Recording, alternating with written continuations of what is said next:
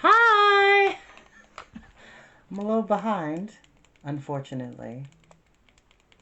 But you know what time it is. Woo! Get into it! Get into it! Yes! Yes, I know I got some new growth. I am not ashamed, but for symmetry of my outfit, we are going to keep that covered. Hiya. Had to take care of some business earlier this afternoon, which caused me a bit of stress, but still it's been a wonderful day on my favorite day of the week, which is Wednesday. I was born on a Wednesday, which it is now 4 days. Well, yeah, it's 4 days until my birthday. I'm sorry. Had to make sure I wasn't miscounting. Excuse me. We are back with the Book of Three. And come to find out, last time we were here, Ilanwe and Taran had escaped Spiral Castle, but for some reason the castle just fell apart. We don't know what happened to Akren or the Cauldron Born or Gwydion for that matter, because at the end of the last chapter, Taran went to go say hi to who was standing by Belagar, and it wasn't Gwydion. So now we gotta figure out what happened.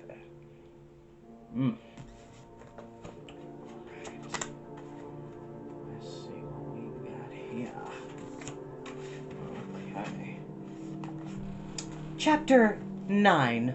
Fluder Flam. Taran's sword leapt out. The man in the cloak hurriedly dropped Belagar's bridle and darted behind a tree. Taran swung the blade. Pieces of bark sprayed the air while the stranger ducked back and forth. Taran slashed and thrust, hacking wildly at bushes and branches. "You're not Gwydion," he shouted. "Never claimed I was," the stranger shouted back. "If you think I'm Gwydion, you're dreadfully mistaken." "Come out of there," Taran ordered, thrusting again. "Certainly not, while you're swinging that enormous... Here now, watch that!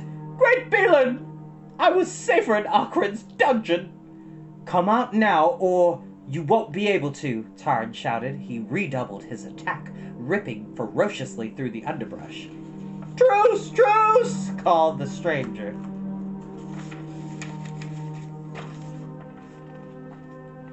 "You can't smite an unarmed man!" Which is true. It's not cool to do that. It's not honorable. Coming from somebody that did fencing for 3 years in college, it's not honorable to attack an opponent that does have a weapon. Excuse me.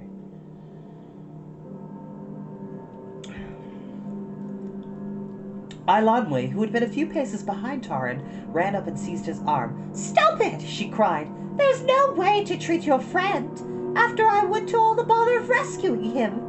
Taran shook off Ilanwe. "What treachery is this?" he shouted. "You left my companion to die. You've been with Akren all along. I should have known it. You're no better than she is." With a cry of anguish, he raised his sword. Ilanwe ran, sobbing, into the woods. Taran dropped the blade and stood with bowed head. The stranger ventured from behind the tree. Truce?" he inquired again. Believe me, if I'd known it was going to cause all this trouble, I wouldn't have listened to that red-headed girl." Taran did not raise his head. The stranger took a few more cautious steps. "Humblest apologies for disappointing you," he said. "I'm awfully flattered you mistook me for Prince Gwydion. There's hardly any resemblance, except possibly a certain air of..." "I do not know who you are," Taran said bitterly.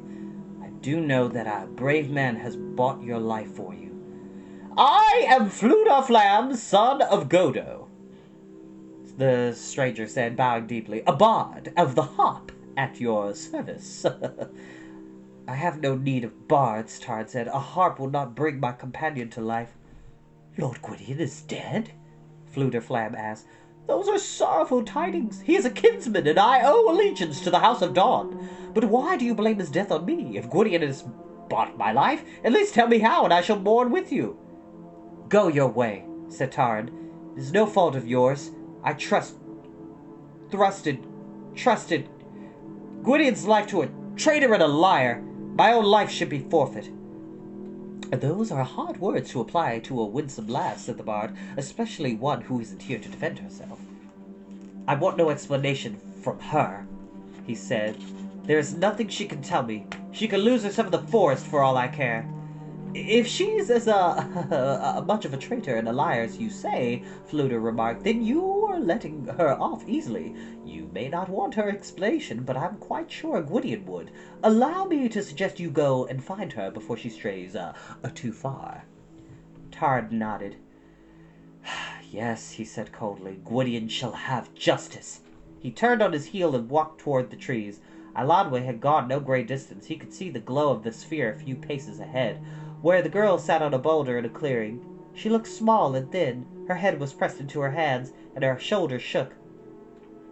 "Now you've made me cry!" she burst out as Tarn approached. "I hate crying. It makes my nose feel like a melted icicle. You've hurt my feelings, you stupid assistant pig-keeper, and all for something that's your own fault to begin with." Tarn was so taken aback that he began to stammer. "Yes," cried Ilanwe, "it's every bit your fault. You were so close-mouthed about the man you wanted me to rescue, and you kept talking about your friend in the other cell. Very well, I rescued whoever it was in the other cell." "You didn't tell me there was anyone else in the dungeon." "There wasn't," Ilanwe insisted. "Fluter Flam, or whatever he calls himself, was the only one." "Then where is my companion?" Tarn demanded. "Where is Gwydion?" "I don't know," Ilanwe said. "He wasn't in Ockrin's dungeon, that's for sure. What's more, he never was." Tarn realized the girl was speaking the truth. As his memory returned, he recalled that Gwydion had been with him only briefly. He had not seen the guards put him in a cell. Tarn had only guessed at that. What could she have done with him? "I haven't any idea in the world," Ilanwe said and sniffed. "She could have brought him to her chambers or locked him in the tower. There's a dozen places she could have hidden him. All you needed to say was, 'Go and rescue a man named Gwydion,' and I would have found him. But no, you had to be so clever about it and keep everything to yourself." Tarn's heart sank. "I must go back to the castle and find him. You show me where Ockrin must have, or might have, imprisoned him." "There's nothing left of the castle," said Ilanwe. "Besides, I'm not sure I'm going to help you any more at all. After the way you've behaved, and calling me those horrid names, that's like putting caterpillars in somebody's hair." She tossed her head and put her chin in the air and refused to look at him. "I accused you falsely," Tarn said. "My shame is as deep as my sorrow." Ilanwe, without lowering her chin, gave him a sidelong glance. "I should think it would be." "I shall seek him alone," said Tarn. "You are right in refusing to help. It's no concern of yours." He turned and started out of the clearing. "Well, you don't have to agree with me so quickly," Ilanwe cried. She slid off the boulder and hastened after him. Fluter Flam was still waiting when they returned. In the light of Ilanwe's spear, Tarn had a better view of this unexpected arrival. Oh yeah, excuse me, I need some water. Been drinking a lot of tea today, which is okay because most of the teas I have are herbal, with the exception of the yerba mate that I drink, which is highly caffeinated. Whew. But I don't drink it often, so don't get it twisted. This is natural organic energy of what I'm giving to you in my performance.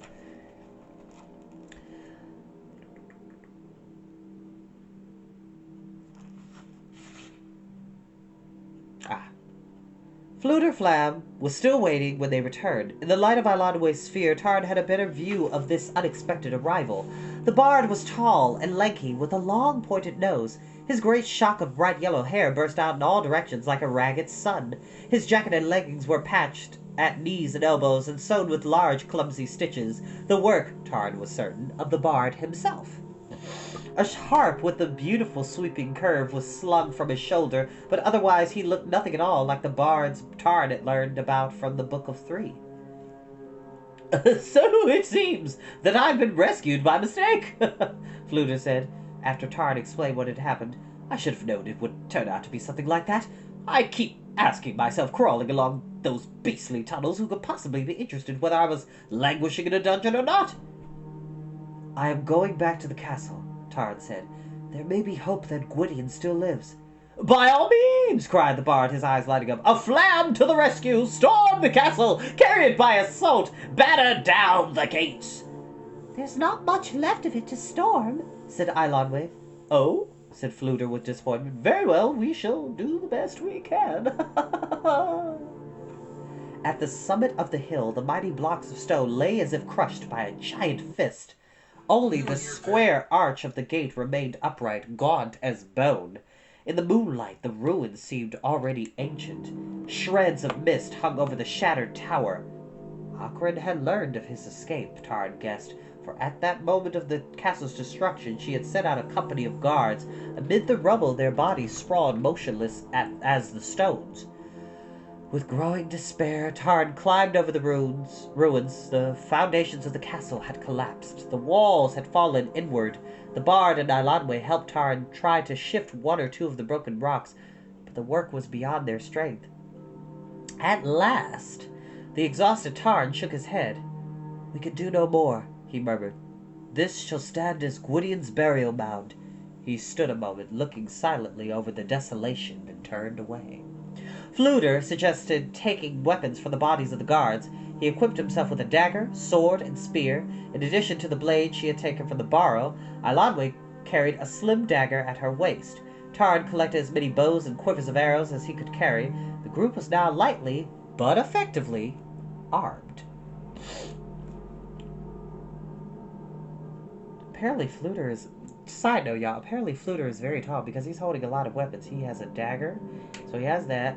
A sword, well, a dagger, a sword, and a spear, in addition to the blade. Okay, so he's got like 3 weapons. Tarn's got a bow and arrow, and this one sword, and then I've always got the sword and the dagger that she took. Okay, so yeah, they're ready. They are about that action, kids. They want all the smoke. Okay. If somebody messes with them, they're in big trouble. Well, we'll see. With heavy hearts, the little band made their way down the slope. Melangar followed docilely, her head bowed as if she understood that she would not see her master again. I must leave this evil place, Tarn cried. I am impatient to be gone from here. Spiral Castle has brought me only grief. I have no wish to see it again.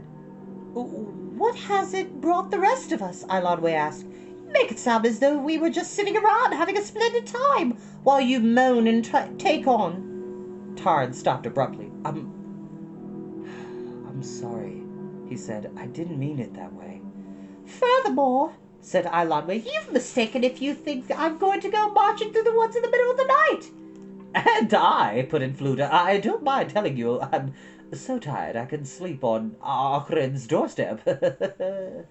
We all need rest, Tarn said, but I don't trust Ocarin alive or dead, and we still know nothing of the Cauldron Board. If they escaped, they may be looking at us right now. No matter how tired we are, and it would be foolhardy to stay this close. Ilanwe and Fluter agreed to continue on for a little distance. After a time, they found a spot well protected by trees and flung themselves wearily to the turf. Excuse me. Tarn unsaddled Melangar, thankful the girl had thought to bring along Gwydion's gear. He found a cloak and a saddlebag and handed it to Ilanwe. The bard wrapped himself in his own tattered garment and set his harp carefully on a gnarled root. Excuse me, I have not had a nap today, so I apologize. Tarn stood the first watch. Thoughts of the livid warriors still haunted him, and he saw their faces in every shadow. As the night wore on, the passage of a forest creature or the restless sighing in the wind and the leaves made him start. The bushes rustled. This time it was not the wind. He heard a faint scratching, and his hand flew to his sword. A figure bounded into the moonlight and rode up to Tarn. Crunchings and munchings, whimpered a voice. Who is your, peculiar friend? Asked the bard, sitting up and looking curiously at this new arrival. For an assistant pig keeper, remarked Ilanwe, you do keep strange company. Where did you find it, and what is it? I've never seen anything like that in my life. He's no friend of mine, cried Tarn. He's a miserable, sneaking wretch who deserted us as soon as we were attacked. No, Gurgi protested, whimpering and bobbing his matted head. Poor humble Gurgi is always faithful to mighty lords. What joy to serve them, even with shakings and breakings. Tell the truth, said Tarn. You ran off when we needed you most. Slashings and gashings are for noble lords, not for poor, weak Gurgi. Oh, fearsome whistlings of blades. Gurgi ran to look for help, mighty lord. You didn't succeed in finding any, Tarn said angrily. Oh, sadness, Gurgi moaned. There was no help for brave warriors. Gurgi went far, far with great squeakings and shriekings. I'm sure you did, Tarn said. What else can unhappy Gurgi do? He is sorry to see great warriors in distress. Oh, tears of misery! But in battle, what would there be for poor Gurgi except hurtful guttings and cuttings of his throat? It wasn't very brave, said Ilanwe, but it wasn't altogether stupid either. I don't see what advantage there was for him to be chopped up, especially if it wasn't any help to you in the first place. Oh, wisdom of a noble lady, Gurgi cried, throwing himself at Ilanwe's feet. If Gurgi had not gone seeking help, he would not be here to serve you now. But he is, yes, faithful Gurgi returns to beatings and bruisings from the terrifying warrior. Just keep out of my sight, Tarn said, or you really will have something to complain about. Gurgi snuffled. Gurgi hastens to obey, mighty lord. He will say no more, not even whisperings of what he saw. No, he will not disturb the sleepings of powerful heroes. See how he leaves with tearful farewells.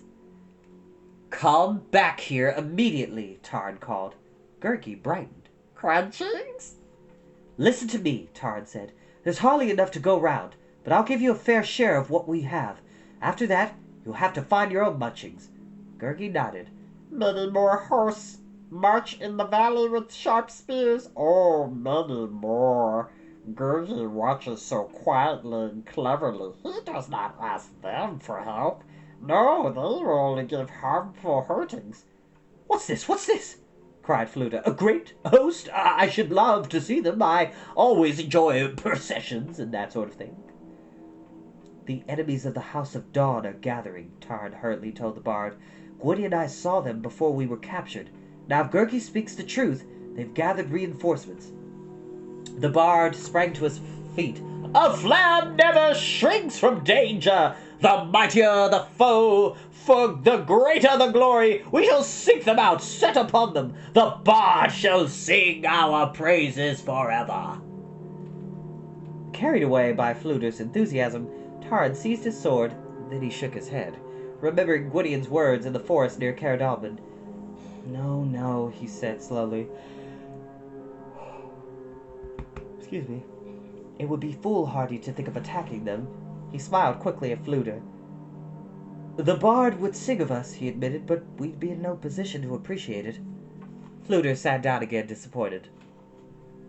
You can talk about the bard singing your praises all you want, said Ilanwe. I'm in no mood to do battle. I'm going to sleep. With that, she curled up on the ground and pulled the cloak over her head. Still unconvinced, Fluter settled himself against a tree root for his turn in guard. Gurgi circled up at Ilanwe's feet, exhausted though he was. Tarn lay awake.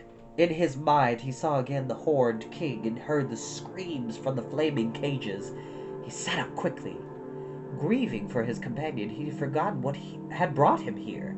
His own quest had been for Henwin. Gwydion's, to warn the Sons of Dawn. Tarn's head spun. With his companion surely dead, should he now try to make his way to Caradathel? What then would become of Henwin? Everything had ceased to be simple. He yearned for the peacefulness of Caradalman, yearned even to weed the vegetable gardens and make horseshoes. He turned restlessly, finding no answer. At last his weariness overcame him, and he slept, plunged into nightmares.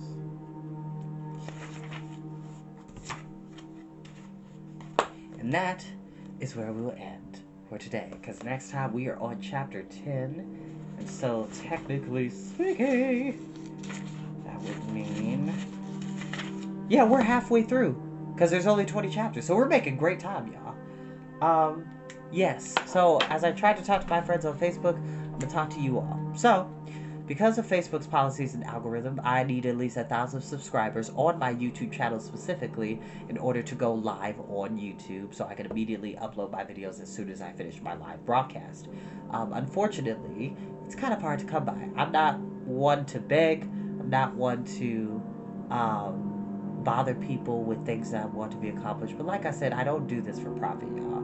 I don't do this for any viral sensationalism or to gain any fame or anything like that. So, if you ever have the time, as a special birthday present to me, if you could just go over to my YouTube channel, my link is in my bio, and as well as Facebook, there is a link to my YouTube channel. Please go over there and show me some love and subscribe, like, share with your friends. I appreciate you all either way. So, thank you for listening. I'll see you next time, okay? Ooh.